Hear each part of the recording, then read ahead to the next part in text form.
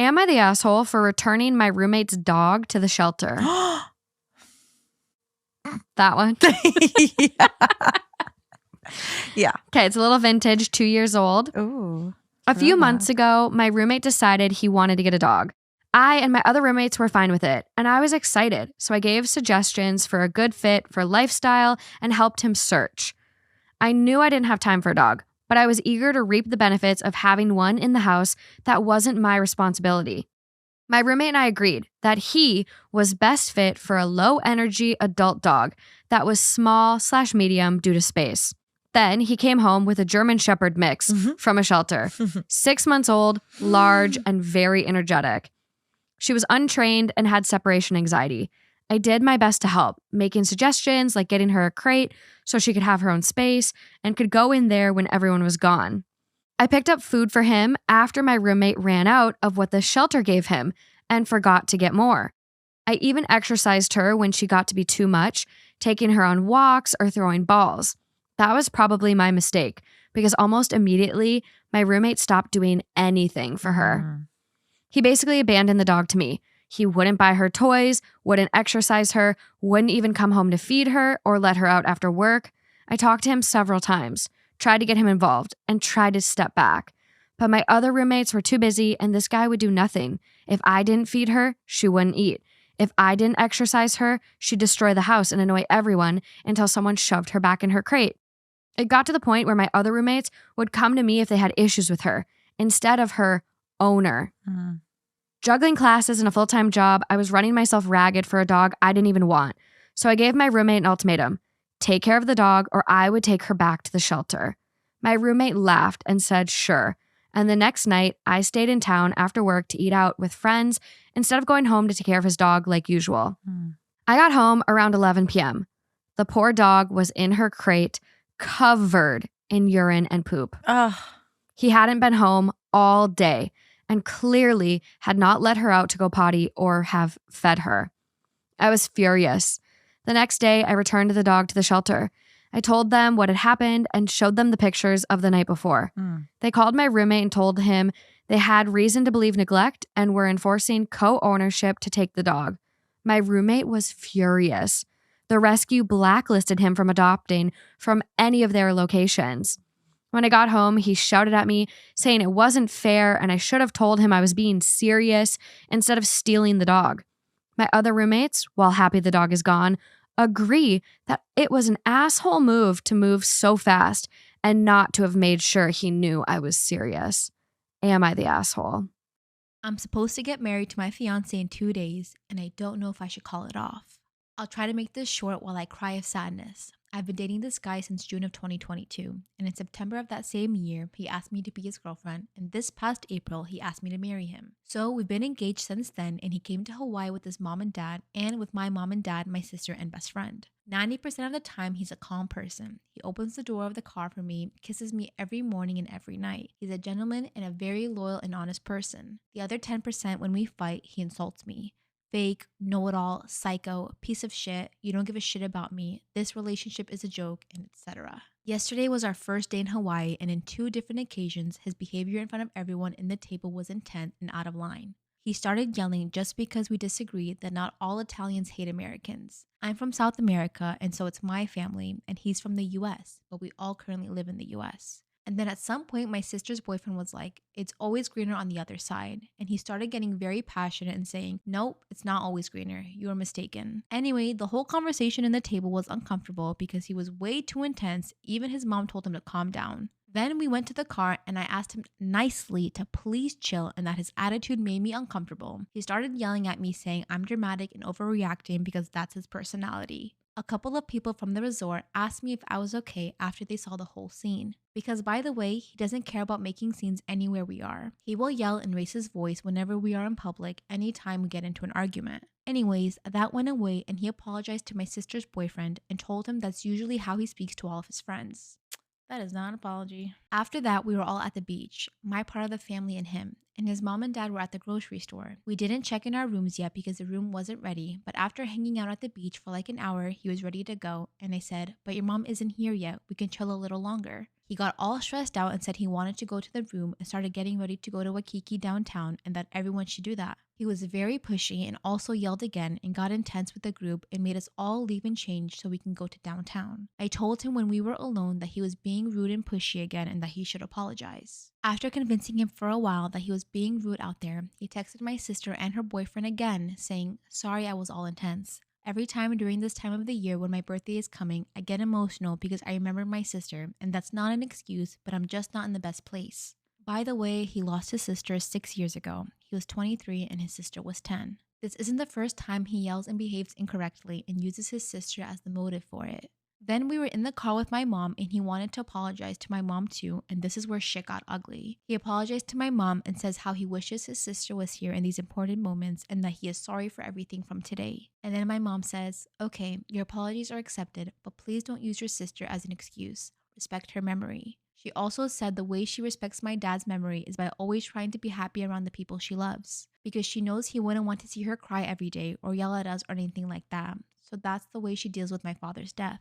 Then my fiance said, "You don't know anything about my sister or myself, and I can get to feel however I want." Things kept getting heated and more yelling started happening, and he started yelling very loudly, "Don't talk about my sister, you don't know shit." Started giving my mom crazy eyes and pointing at her, completely disrespected somebody that's in her 60s. Then my mom just left the car, and after an hour of me trying to explain to my fiance that what he did was wrong, he said, "Okay, I will apologize to her." Then I call my mom and she's crying and she's like, "I'm sorry, I don't want his apologies. This went too far." He also insulted me multiple times. I told my fiance, even if my mom was wrong, you could have just talked to her instead of started yelling and cursing at her. My wedding is supposed to be 2 days here in Hawaii, and my mom was supposed to give us the rings. This morning she texted me saying that she loves me and that I can do whatever I decided to do, but she won't give me the rings and won't accept his apologies, and if I do marry him, she will stand there to support me. But after that, when we go back home, she won't be close to him and will try to avoid talking to him from now on because her perspectives of him has changed completely. I truly don't know what to do. I need an outsider's perspective. Should I marry this man?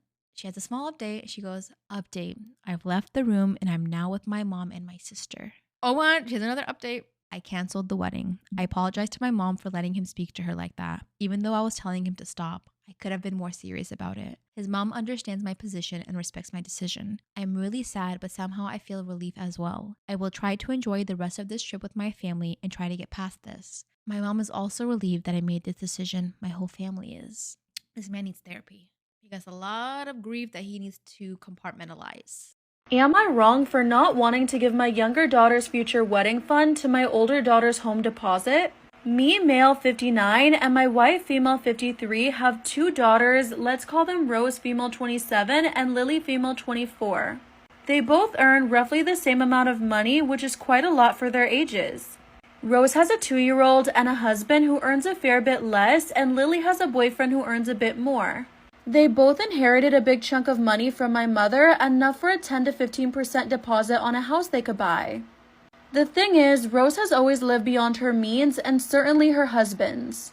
They've alluded to using some of their savings when their daughter Poppy was born, despite my wife looking after Poppy full-time while my daughter worked. And her husband recently confessed he hasn't saved a penny in almost 10 years. On the other hand, Lily and her boyfriend have almost doubled the original amount saved and never have issues with money, while we constantly seem to help Rose. Am I wrong for not wanting to give my younger daughter's future wedding fund to my older daughter's house deposit? Lily got approved for a lovely house with a 25% deposit.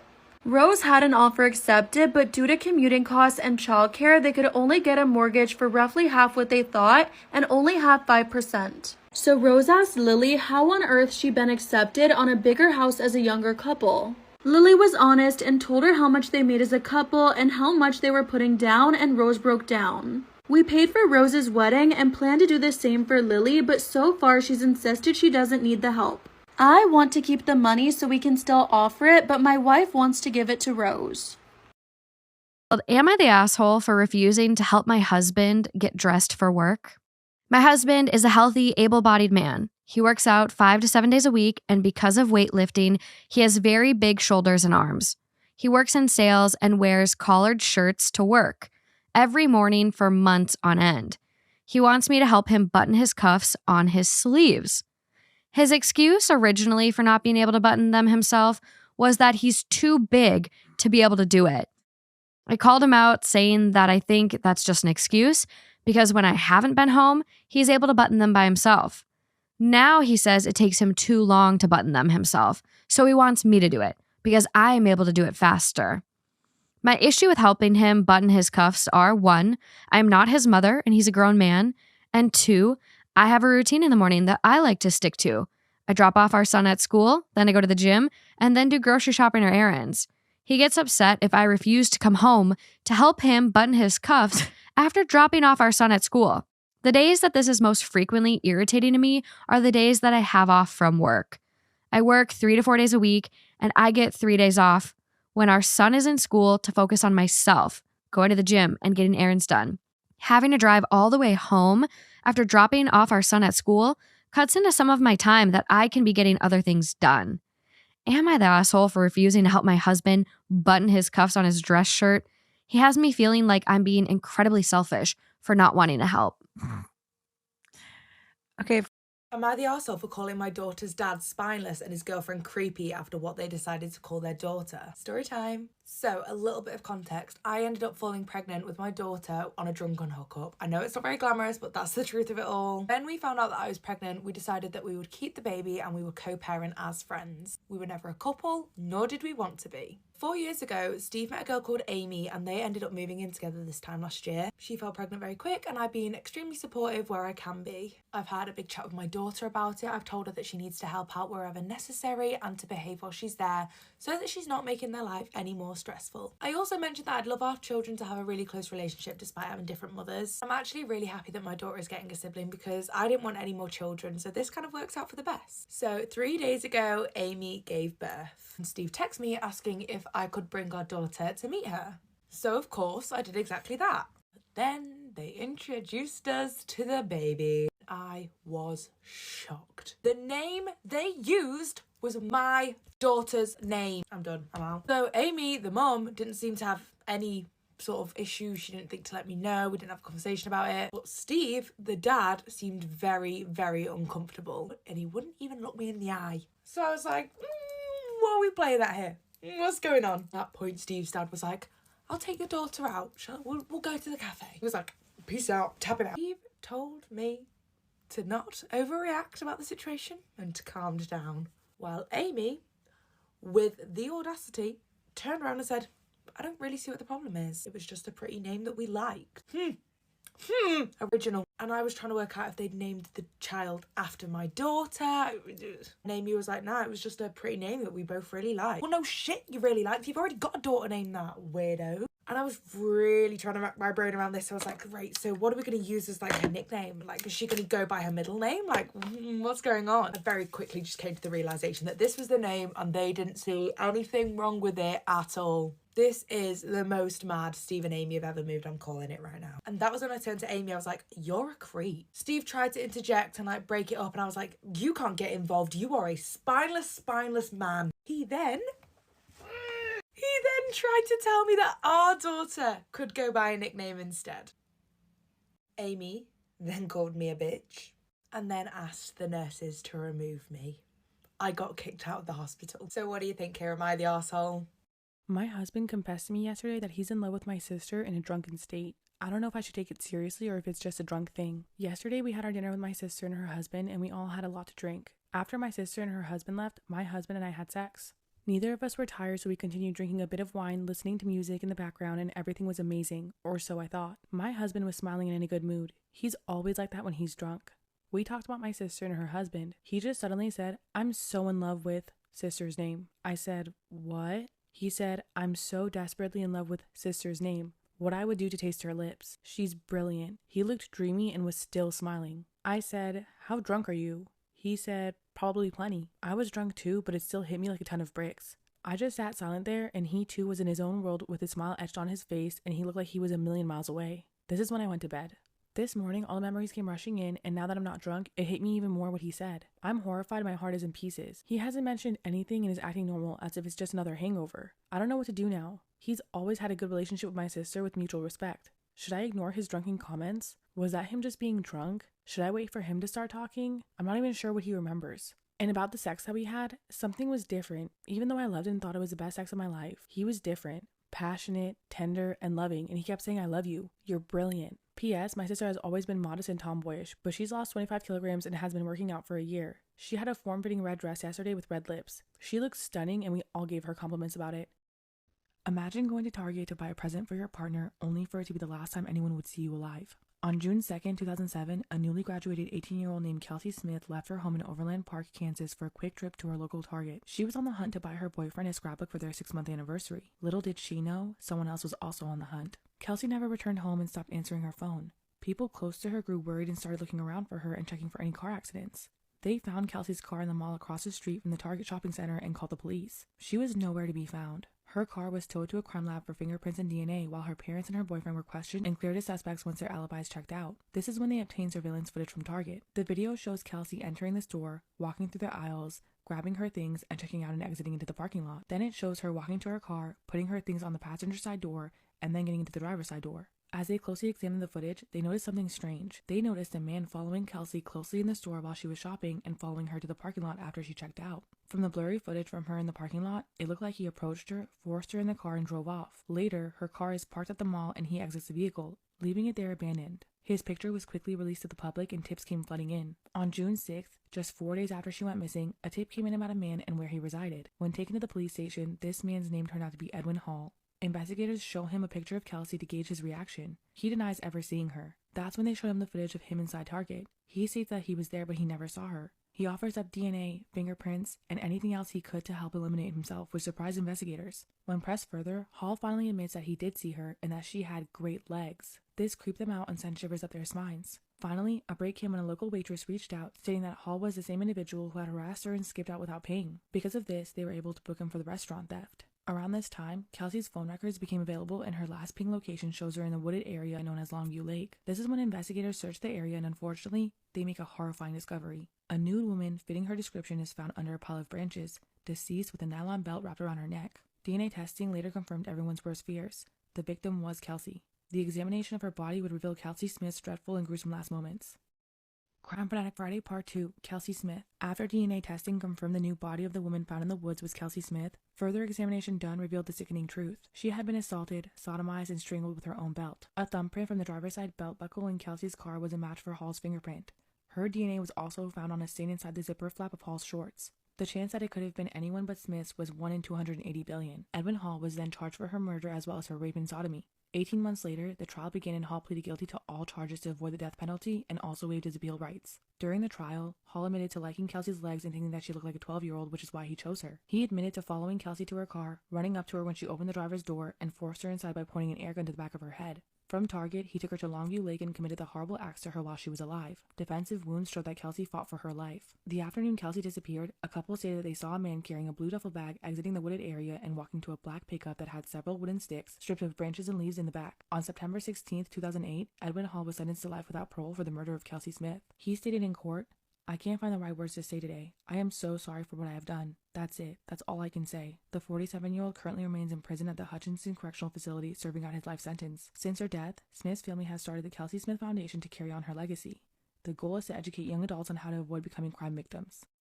Am I in the wrong for sending my future sister-in-law to my future mother-in-law's after she refused to pay for the wedding cake samples she and her friends ate? I, 27 female, and my fiance Leo, 27 male, decided to let my future sister-in-law Maya, 32 female, stay at our house because she needed some space. She needed time to think and be away from her husband due to some relationship struggles they're having. Well, Leo and I had gotten wedding cake samples from a very expensive bakery specializing in wedding cakes. We planned to test them along with Maya after we finished up some wedding plans yesterday. However, when I came home from work, I saw Leo yelling at Maya. And the box the samples came in was wide open on the living room table and Maya was arguing. So of course I asked what was happening and Leo angrily told me that while we were both at work, Maya had some friends over and they ate almost all our cake samples. I was shocked and asked her why, and she said she needed a pick-me-up from what she was going through with her husband. Am I wrong for sending my future sister-in-law to my future mother-in-law's after she refused to pay for the wedding cake sample she and her friends ate? She said she needed a pick-me-up from what she was going through with her husband and invited her friends over to comfort her. This turned into them eating the cake samples after one of her friends noticed the box on our kitchen counter. My shock turned into anger and Maya tried to defend herself by saying it was just cake, but I told her if it was just cake, then pay for it. She refused, saying the price was too expensive for something that tasted bad anyways, and Leo backed me up saying Maya had to pay for it. We kept going back and forth until I told her if she doesn't pay the money, then she has to stay at future mother-in-law's because I'm not having someone so disrespectful in my house. She thought I was bluffing until Leo repeated my sentiment and went to go pack her stuff. Go, Leo! When she came back, I handed her some cash for gas and told her to get the hell out. But of course, future mother-in-law called me to scold me. And her and Maya are in an argument because she ended up drinking some expensive whiskey.